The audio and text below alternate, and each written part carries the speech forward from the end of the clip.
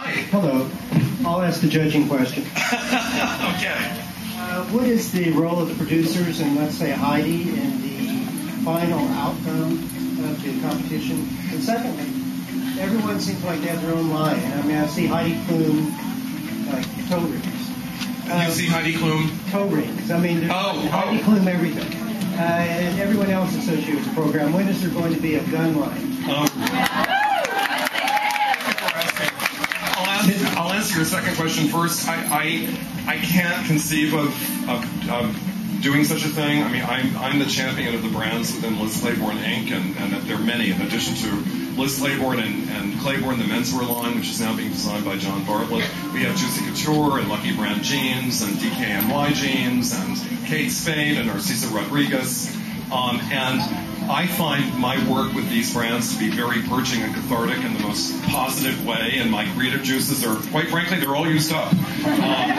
In response to your question about the producer's role in the judging, they only intercede when the judges are at an impasse or they're stalemated, and they step in to facilitate a dialogue, but they never say, this week, Sweet Pea's going home, or you're going to send Chris March home today.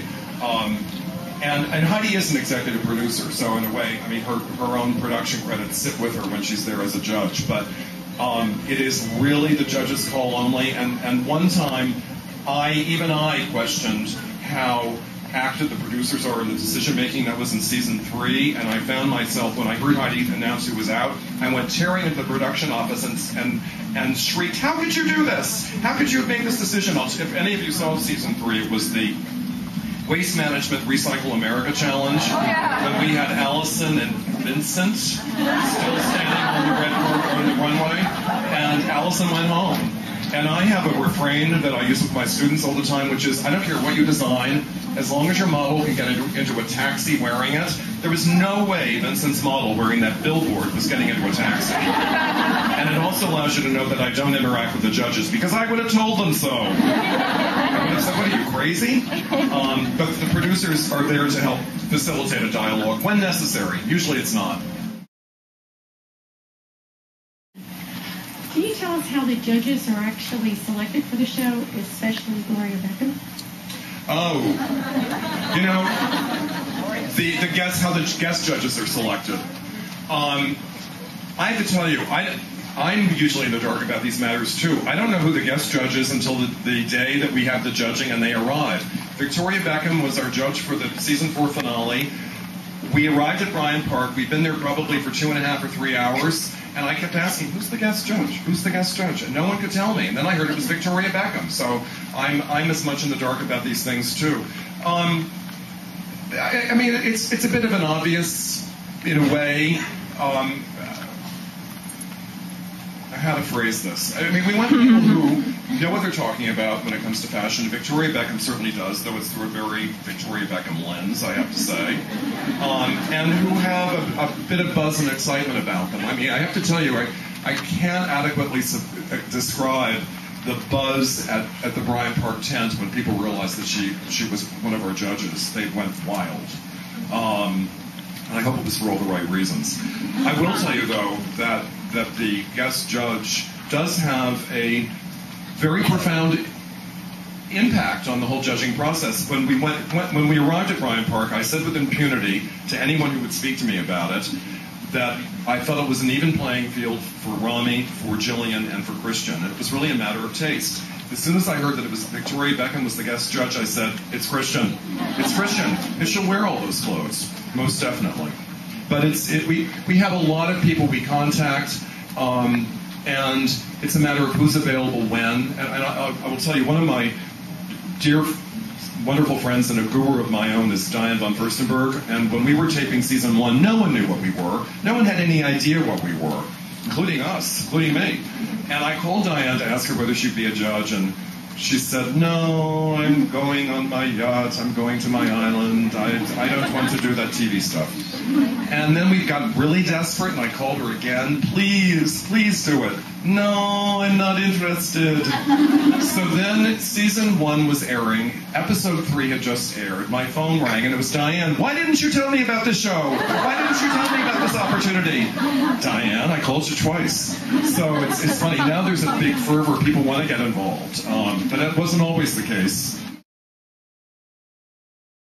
Hi. Hi, Tim. Hi. First of all, we just wanted to thank you for visiting the National Domestic Violence Hotline today and all the support that you and Liz Claiborne offer to the difficult work that we do every day. Well, I just want to Thank you. give a shout out to the National Domestic Violence Hotline, which is headquartered here in Austin. The incredible work that this organization does, the commitment of the individuals associated with it, I'm just very proud of having Liz Claiborne to be involved. And I'm going to vow personally to become more involved. I read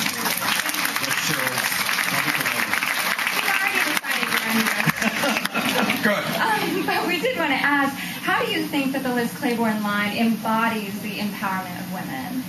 Well, by virtue of the fact that it is at its very core, going back to Liz Claiborne herself and her vision that I mentioned earlier, that it's really about channeling women and their needs and understanding those needs and having a brand that thinks about transitioning and items that have multiple purposes, not things that multitask. I want to add that Isaac Mizrahi will become our new creative director, and we're very, very thrilled about that. And Isaac is as thrilled as we because he has such profound respect for Liz Claiborne, the designer, and what she achieved.